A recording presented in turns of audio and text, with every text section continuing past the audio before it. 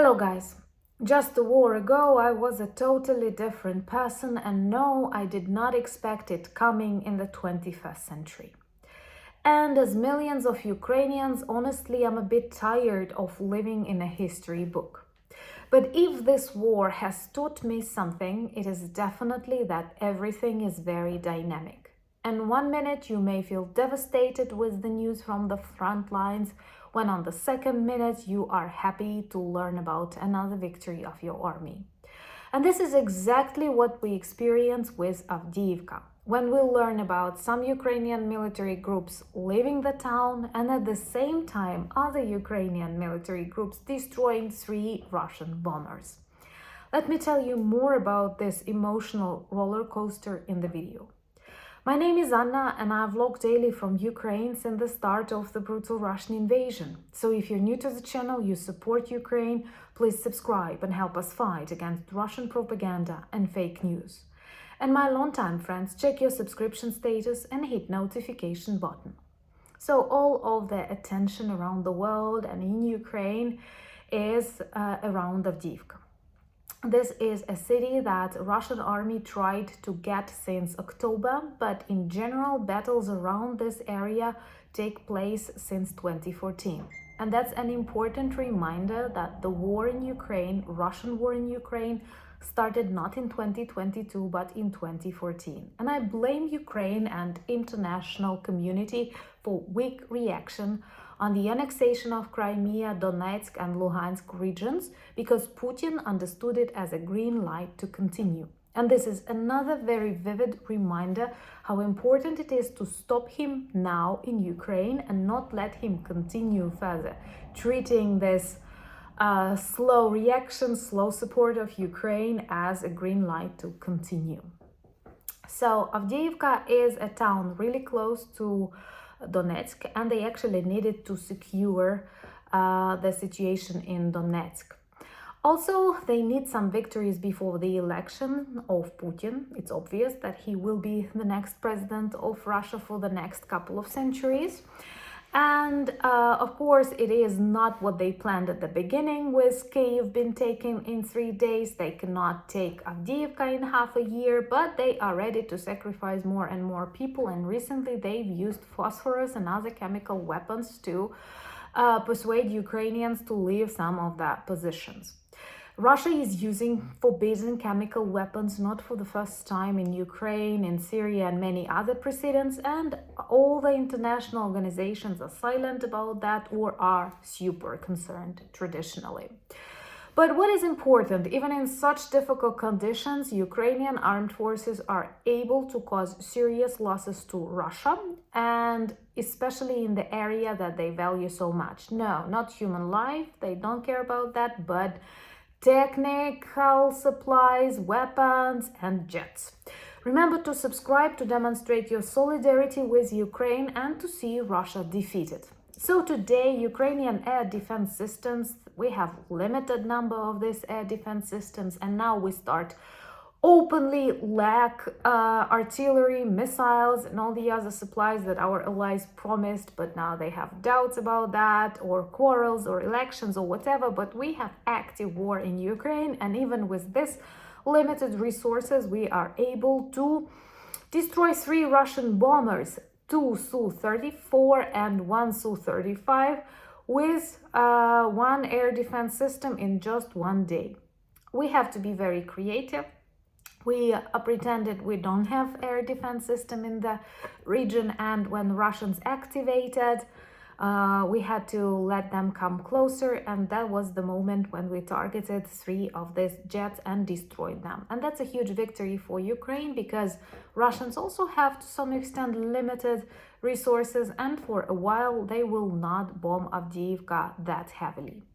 But lack of aviation, the fact that we still need F-16s, and honestly, I will be very honest today, if we had them back in 2022, back in 2023, that would be a huge game changer and could help us end this war much faster and save many lives, and also punish lots of war criminals faster. But we are still waiting. Russia uses aviation, and what is important to understand, when it even gets a particular town, like it did with Mariupol or Mariinka and Pisky back in 2014, 2015, they don't actually get a town. They destroy it by the moment they enter it. What we witness right now in Avdiivka is a tragedy, because there is no town at all. There are no buildings, there are no people. And Ukrainian 3rd Assault Brigade that is now there to secure various processes inside Avdiivka, and they have professional GoPro cameras. They demonstrate lots of things they see there, and they are terrified with the number of Russian corpses there and with the number of destroyed industrial objects that definitely pollute everything around, with the usage of chemical weapons. And the world is observing that online. There are so many things, there are so many red lines that Russia has crossed.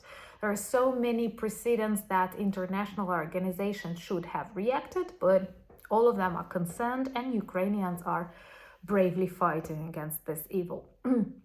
And from what I understand, the majority of soldiers who now in Avdiivka, and they see the level of this destruction and devastation, they cannot unsee it, and they don't actually understand how can they live witnessing all of these things. Because in recent days, Russians were killing 1,200 their own soldiers for the sake of this very doubtful victory.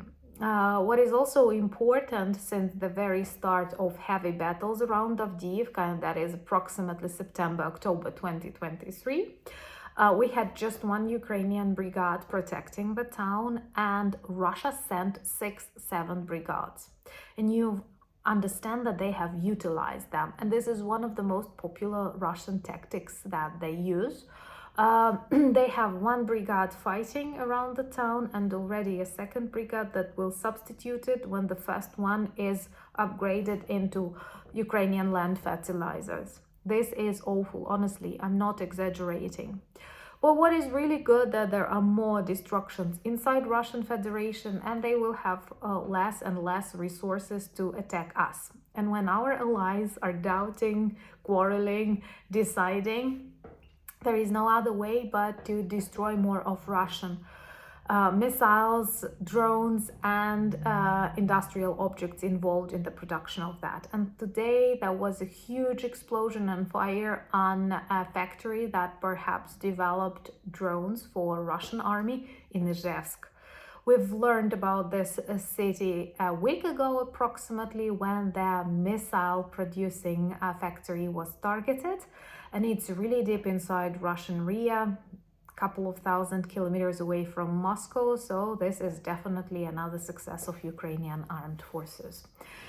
Anyway, it is a difficult, very emotional time, but I'm really glad that Ukrainians remain resilient, and I hope all of our partners will be the same. And the decisions on the Munich Security Conference and in other important rooms and offices all over the world will be brave. And of course, there is no other way but to stop Russia. Also, tomorrow there will be a video that I consider extremely important, and I really like the way we filmed it with Sasha for our Discover Ukraine series, and it will introduce you to one of the most important events in the modern Ukrainian history, and that is the Revolution of Dignity Maidan, Euromaidan, which anniversary, 10th anniversary actually, we celebrate this year in February. And it is not the reason for Russian invasion, it is the reaction to slow annexation that Putin planned for Ukraine, just as he did with Belarus. Let me know what are the other topics you would like me to speak about on the channel. Thank you so much for buying me coffees, becoming my patrons. I'm honored to have you in my life, friends.